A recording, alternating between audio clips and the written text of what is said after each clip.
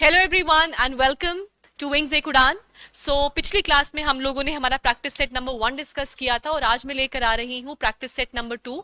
This practice set is going to be very beneficial for you. आपके जितने भी JK SSB के upcoming exam है, चाहे वो पटवारी का हो, एनटी का हो या फिर आपका सब इंस्पेक्टर का एग्जाम हो, उसके लिए ये प्रैक्टिस सेट्स हैं। So it is for all the upcoming JK SSB exam and primarily we are focusing on Naib Tehsildar और दी एनटी एग्जाम। ठीक है दोस्तों, हमने पिछले वीडियो में पहला एमसीक्यू सेशन डिस्कस कर लिया है। आज हमारा सेकंड प्रैक्टिस सेट है। So let's get on to the first question. The first question is the first meeting of Indian National Congress was organized at which of the following places? Number 1, is it the Gokul Das Tejpal Sanskrit Pathshala? Number 2, is it Banerjee Adobe? Is it number C, is it Fort William College? या number D, is it none of the above? So याद रखिएगा, अगर मैं बात करूं, इस पे बाद में आते हैं, अगर मैं इंडियन नेशनल कांग्रेस की बात करूं आईएनसी, तो आईएनसी का फॉर्मेशन कब हुआ है? 28 दिसंबर 1885 में हुआ है, राइट? और सेशन कहां हुआ है? तो सेशन होना था, सेशन हुआ है बॉम्बे में, लेकिन होना था पूना में, राइट? सेशन हुआ है बॉम्बे में, लेकिन होना था पूना में। लेकिन पूना में इसलिए नहीं हुआ बिकॉज पूना में फैला था आपका प्लेग, राइट? तो इसीलिए पूना से शिफ्ट करके सेशन कर दिया गया बॉम्बे में एट गोकुल दास तेजपाल संस्कृत पाठशाला और कॉलेज, राइट? अगर यहीं पर ही हम बात करें कि पहले प्रेसिडेंट कौन बने आईएनसी के, फर्स्ट प्रेसिडेंट, तो first president was Womesh Chandra Banerjee, right? So WC Banerjee becomes the first president of the INC session at Bombay, which was Gokul Das Tejpal Sanskrit पाठशाला और कॉलेज। ठीक है, इधर एक और क्वेश्चन पॉइंट डिस्कस कर लेते हैं। अगर आपको पूछा जाए पहले सेक्रेटरी या ऑर्गेनाइजिंग सेक्रेटरी कौन बने आईएनसी के, तो वो थे वही जिन्होंने फाइनल शेप दिया था आईएनसी को, that is Allan Octavian Hume's या फिर एओ ह्यूम, राइट? उन्होंने इसको इसके पहले सेक्रेटरी बने थे। ठीक है दोस्तों, चलो question number second. Question number second is the Bhagavad Gita was first translated into English by which of the following Europeans?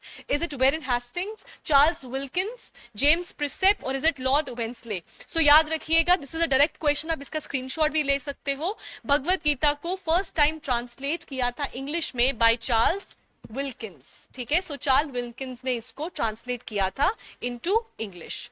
ठीक है, question number 3, Where did the Mopala Rebellion 1921 took place? Bihar, Kerala, Andhra Pradesh या फिर गुजरात? देखो, मोपला रिबेलियन जो है ना, वो बेसिकली आपके 1921 में हुआ। और अगर आप देखोगे तो 1920s में आपका 1920 में ही रादर आपका नॉन कॉपरेशन मूवमेंट भी हुआ था, राइट? और नॉन कॉपरेशन मूवमेंट के साथ खिलाफत मूवमेंट भी चल रहा था। और इसी दौरान आपका मोपला रिबेलियन, जिसको हम मापिला रिबेलियन भी कहते हैं,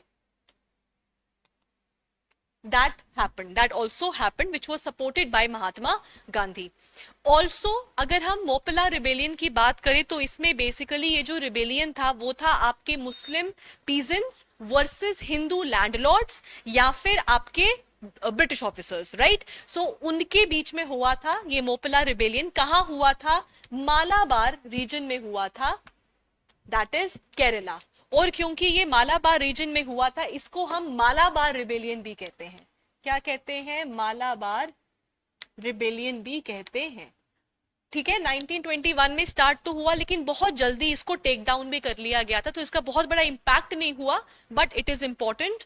और 2021 में, अब तो खैर 2024 आ गए, 2021 में इसको 100 ईयर्स पूरे भी हुए थे, इसलिए एक पेपर में इसको पूछा भी गया था। ठीक है, सो याद रखिएगा। Okay, next up, question number 4. Which of the following statements is or are correct? हमको correct बतानी है। Sutlej is a trans-Himalayan river, तो of course we know Sutlej जो है वो आपका इंडस का ट्रिब्यूटरी है, right? And of course it is a Himalayan river. Trans boundary भी है और ट्रांस हिमालयन भी है। क्यों? क्योंकि सतलुज का ओरिजिन होता है तिब्बत से, that is trans Himalayas, right. और ट्रांस बाउंड्री इसीलिए है क्योंकि तिब्बत से ये इंडिया में एंटर करती है वाया शिपकिला पास। कहां पे है शिपकिला पास? हिमाचल प्रदेश, राइट। सो वहां से सतलुज जो है वो एंटर करती है इंडिया में, और ओरिजिन है तिब्बत में। कौन सी लेक है जी? राकत लेक, ठीक है, याद रखना। Fine, so first is right.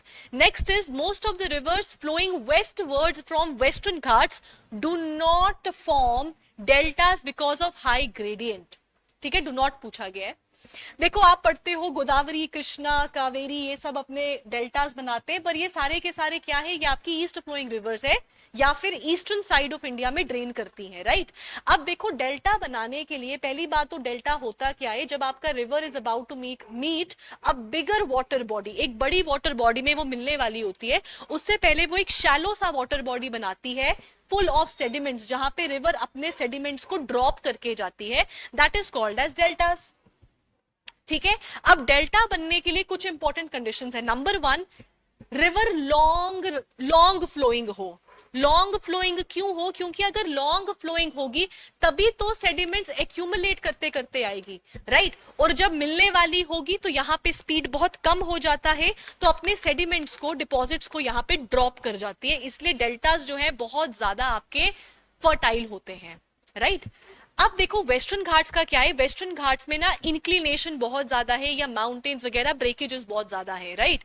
जिसकी वजह से क्या होता है, जब रिवर आती है वाया माउंटेन्स तो वो बहुत हाई स्पीड में आती है। उस हाई स्पीड में आने की वजह से सेडिमेंट्स जो है वो ड्रॉप नहीं हो पाते और वो साथ ही जाकर वेस्टर्न साइड पे जाकर मिल जाते हैं। So because of high speed number 1 and because of high gradient, क्योंकि हाई इंक्लिनेशन से आता है, सो हाई ग्रेडियंट की वजह से यहां पर डेल्टाज नहीं बन पाते हैं, ठीक है। Number 3, peninsular rivers which do not join the Arabian Sea, मतलब वो rivers जो वेस्टर्न साइड से ओरिजिनेट तो करती हैं लेकिन ड्रेन करती हैं टुवर्ड्स द ईस्टर्न साइड। और आपको भी ये पता होगा कि मेजॉरिटी ऑफ द रिवर्स जो है वो ईस्टर्न साइड में जाके ड्रेन करती है, because eastern side is little tilted, तो रिवर्स जो है वो टिल्ट मिलता है उनको, वो जाकर ईस्टर्न साइड में जाकर ड्रेन हो जाती हैं, राइट। सो पेनिनसुलर रिवर तो बिल्कुल सही। गोदावरी और कृष्णा की अगर हम बात करें तो Godavari from Trimbakeshwar, right, and Krishna from Mahabaleshwar, वहां से ओरिजिन करती हैं, दैट इज महाराष्ट्र और द वेस्टर्न साइड, लेकिन मिलती कहां पे है, ड्रेन कहां पे होती हैं? बे ऑफ बंगाल में होती हैं। So third option is also correct. That means इस क्वेश्चन का आंसर क्या है? All of the above statements are correct, ठीक है। So this was question number 4। चलो नेक्स्ट में चलते, question number 5। Which of the following statements is और are correct? Number 1, Godavari river is known as Vriddhaganga, right, is it right? तो हाँ जी बिल्कुल सही है। और क्यों बोलते हैं? क्योंकि इसका साइज भी लार्ज है और extent among the peninsular reverse भी बहुत ज्यादा है, राइट। सो इसको वृद्ध गंगा कहते हैं, बिल्कुल कहते हैं। इसको दक्षिण गंगा भी कहते हैं, बिल्कुल कहते हैं। सो दक्षिण गंगा भी किसको बोलते हैं? दक्षिण गंगा किसको बोला जाता है? तो आपके जी गोदावरी को बोला जाता है। पर अगर आपको पूछा जाए Ganga of the south, right, so अगर आपको पूछेंगे गंगा ऑफ द साउथ कौन है, तो वो गोदावरी नहीं है, तो वो आपकी कावेरी है, राइट। सो अगर यहाँ पे आपको पूछा जाए कि यहाँ पे गंगा ऑफ द साउथ कौन सी है, सो दैट इज कावेरी या फिर कावेरी, CAUVERY, ठीक है। ओके, नेक्स्ट क्वेश्चन कावेरी पर ही है आपका। नेक्स्ट क्वेश्चन है Amravati, Bhavani, Hemavati and Kabini are tributaries of Kaveri, तो बिल्कुल सही, this is also correct. The source of Nubra river is from Siachen glacier, तो हमको उम्र हो गई है जी पढ़ते पढ़ते कि नुब्रा वैली सियाचिन ग्लेशियर, तो यस, तो Siachen glacier is the source of Nubra river, so third is also correct. That means all of the above statements are correct, ठीक है। चलो next question 6th, which committee recommended the merger of regional rural banks with their respective sponsor banks? Is it the Khusro committee, Narsimha committee, Dutt committee, or is it the C Rangarajan committee? Right. So this is basically the Khusro committee जो आपका 1989 which was agriculture credit review committee also called as Khusro committee 1989 का उन्होंने recommend किया था मर्ज करने का regional rural banks को with their respective sponsor banks. ठीक है. सो इसका स्क्रीनशॉट ले लो, डायरेक्ट क्वेश्चन पूछ सकते हैं आपको. Next up, which of the following statements is correct? GDP at factor cost का आपको बताना है कौन सा वाला सही है. सो मैं सारे ऑप्शंस नहीं रीड कर रही, सही वाला करूंगी क्योंकि इसमें या तो आंसर होगा या तो नहीं होगा. सो याद रखिएगा the answer is A option. Right. So I think A और बी एक जैसा कर दिए. The option A is correct. ठीक है दोस्तों, fine. Okay. 7th, 8th question, what is the base year for calculating India's GDP? Right? So base year क्या है? Is it 2004 to 2005, 10 to 11, 11 to 12, 14 to 15? क्या है आंसर? तो याद रखिएगा base year is your 11 to 12. Right. जो हम लेते हैं दैट इज 11 to 12. लेकिन अगर आपको पूछा जाए कि बेस ईयर बनाना क्या चाहते हैं या फिर चेंज करके कौन सा बेस ईयर बनाना चाहते हैं, दैट इज 2017 to 18. ये बनाना चाहते हैं बट अभी 2011 to 12 है. ओके. 9th क्वेश्चन है which of the following was the first country to experience growth due to demographic index? Demographic index basically talking about population. हम लोग population की बात कर रहे हैं. Right? So is it US, Japan, China, Australia? तो first country to experience growth due to demographic index, that is Japan. ठीक है, first country. ठीक है. Okay, next question number 10. 10th is which index summarizes the population dynamics? अभी हमने population का ही बात किया. So is it the fertility rate, Gini coefficient, demographic index or the mortality rate? तो population की बात हो रही है, that is the demographic index. एक होता है demographic dividend जिसमें जो working population होता है which is from 18 to 60 years उनको लिया जाता है और ये एक country की growth के लिए बहुत ज़्यादा important होता है. So that is the demographic index that summarizes the population dynamics all together. ठीक है. Okay. Question number 11. What kind of biomass ecological pyramids, which is also called as the Eltonian pyramids in grassland ecosystem? Inverted होता है, upright होता है, inverted upright दोनों हो सकते हैं या दोनों इनमें से कुछ भी सही नहीं है. तो लाइक आई ऑलवेज से पहले तो ये पढ़ाया हुआ है, आप अपने इन्वायरमेंट के लेक्चर सीरीज पे चले जाओ, they are available on YouTube, playlist बनी हुई है, वहां पे जाके आप देख सकते हो. इकोलॉजिकल पिरामिड्स के क्वेश्चन सॉल्व करने के लिए सबसे बेस्ट होता है पिरामिड को बना ही लो. तो हम ग्रासलैंड इकोसिस्टम की बात करें तो बना लेते हैं. ग्रासलैंड इकोसिस्टम है तो भाई पहले ग्रासेस बना लेते हैं. राइट. ग्रास के ऊपर फीड कर रहा है आपका डियर. राइट. डियर के ऊपर फीड कर रहा है जी आपका apex predator which is the tiger. Right. So grasses क्योंकि ये नंबर में बहुत ज्यादा होते हैं, राइट, सो इनका बायोमास भी ज्यादा होता है. On the other hand grasses के कंपैरिजन में डियर का पॉपुलेशन लेस होता है. राइट. इसीलिए इनका बायोमास भी लेस है. और टाइगर जो आपका कीस्टोन स्पीशी है, कीस्टोन स्पीशी मतलब एपेक्स प्रेडेटर है और keystone species mostly apex predators होते हैं. कीस्टोन स्पीशीज वो स्पीशीज होती हैं जो नंबर में कम जरूर होंगी बट इनका इंपैक्ट ऑन द इकोसिस्टम बहुत ज्यादा होता है. तभी आपके जैसे प्रेडेटर्स हो गए या एपेक्स प्रेडेटर्स हो गए ना, क्योंकि ये बैलेंस मेंटेन करके रखते हैं हर्बीवोरस का. राइट. और हर्बीवोर मेंटेन्ड होंगे तभी तो प्रोड्यूसर्स भी मेंटेन्ड रहेंगे. राइट. सो इसीलिए they are the keystone species. तो tiger will be less in number in comparison to deer. So tiger का बायोमास हो गया जी कम. तो हमने इसमें क्या देखा, यहां पर maximum, but as we go forward it keeps on decreasing, therefore it is ऊपर की तरफ चोंच है या पीक है, so it is upright. Right. So pyramid of biomass grassland ecosystem is upright. क्या पिरामिड ऑफ बायोमास अपराइट हो सकता है? हो सकता है. क्या इन्वर्टेड हो सकता है? हो सकता है. एग्जाम्पल आप मुझे कमेंट सेक्शन में बताओगे. ठीक है. पिरामिड ऑफ बायोमास इन्वर्टेड का. चलो, question number 12. The highest peak of Chota Nagpur Plateau is Pachmarhi, Dhupgarh, Parasnath, Mahabaleshwar. तो क्या है इसका आंसर? तो इट इज पारसनाथ. और कहां पर है ये mountain peak? That is Jharkhand. ठीक है, दैट इज झारखंड. चलो आगे बढ़ते हैं. Next up, LVM-3 is the largest rocket of which country? So launch vehicle Mark 3 is the full form. Launch vehicle Mark 3 as the name suggests launch vehicle है, launch होता है इस पर से. ठीक है, so किसका है? India, Bangladesh, Israel, Ukraine. तो हमको पता है LVM-3 हम इतना न्यूज में पढ़ते हैं, that is India and it is developed by Indian Space Research Organization which is ISRO. ISRO के अगर हम हेडक्वार्टर्स की बात करें, so it is at Bengaluru, right. और रीजनल हेडक्वार्टर्स बहुत ज्यादा है, 20 से 21 रीजनल हेडक्वार्टर्स हैं, but headquarter it is at Bengaluru. ठीक है, okay. Next up, 14th, the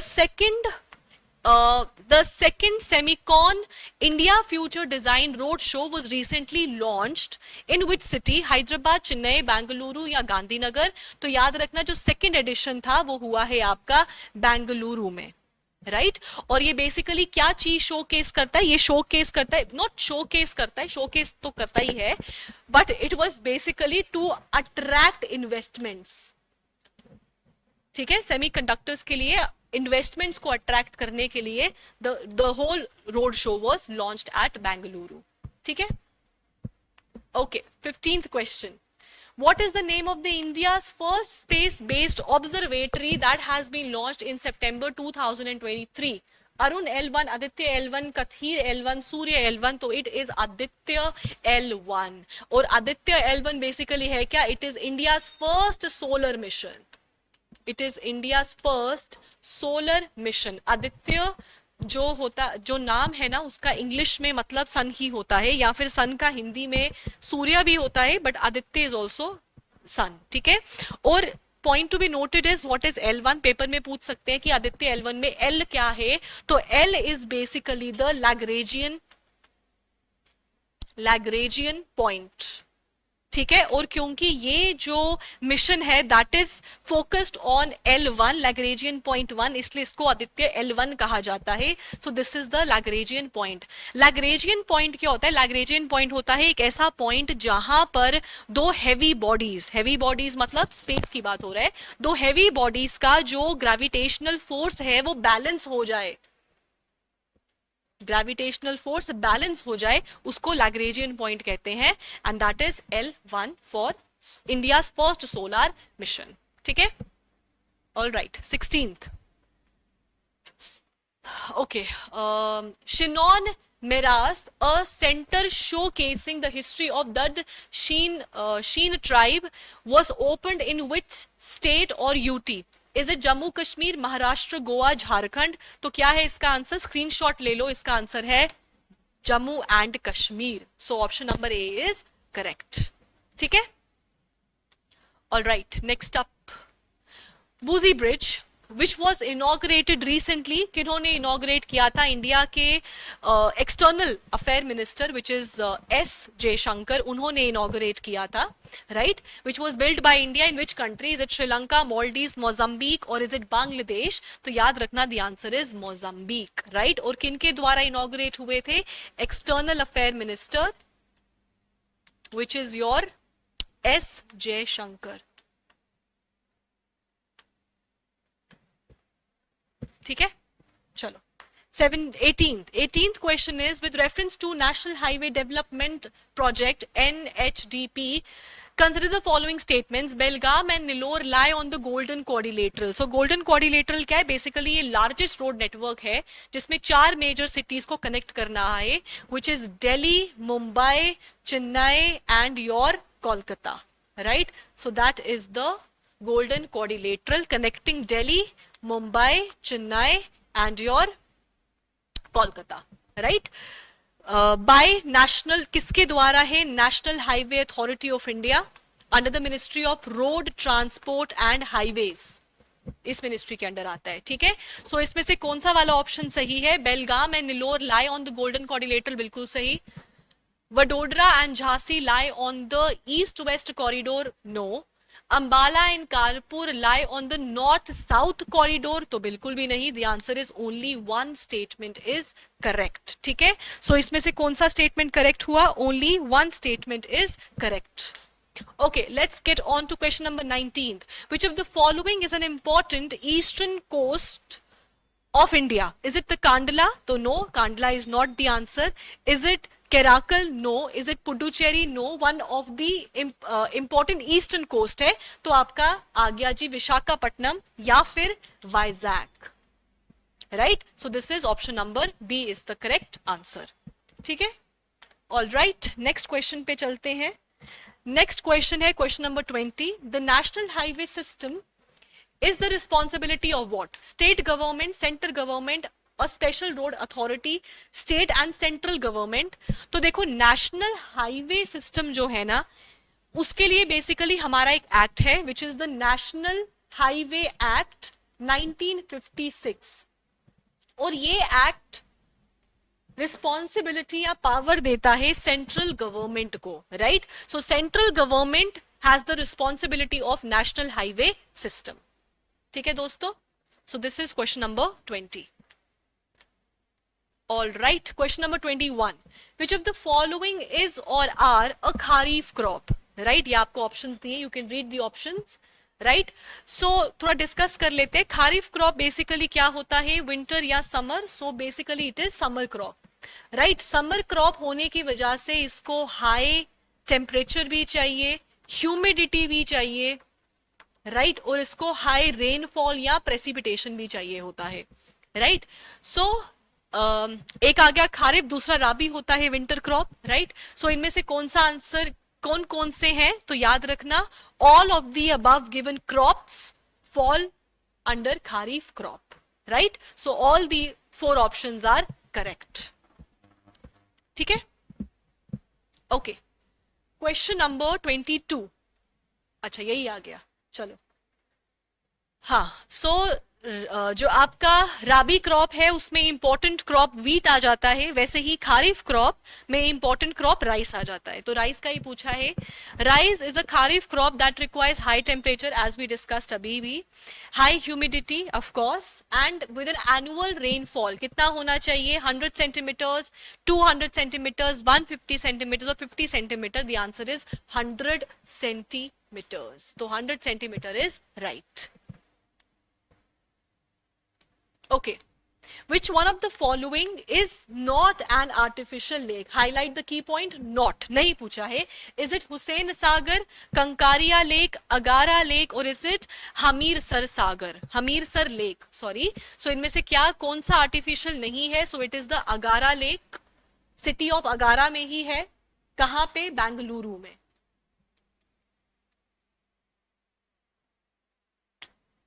ठीक है।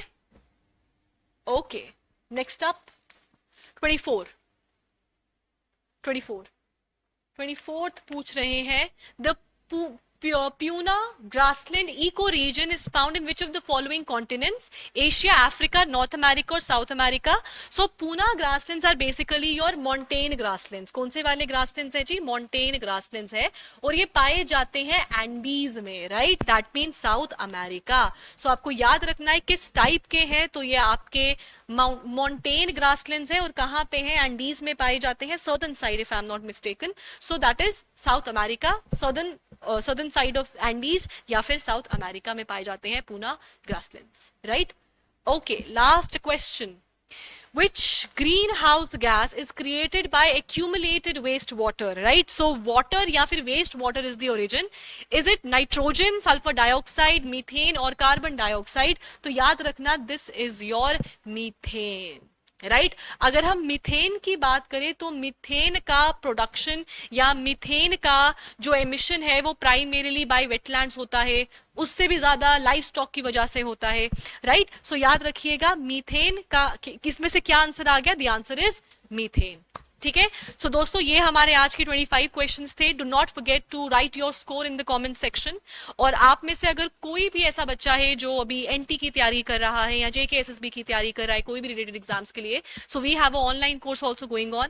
आप हमारे डिस्क्रिप्शन बॉक्स में जाकर you can click on the link given below और आप उसको भी सब्सक्राइब कर सकते हैं। So thank you and have a nice day and do not forget to like share and subscribe. Thank you.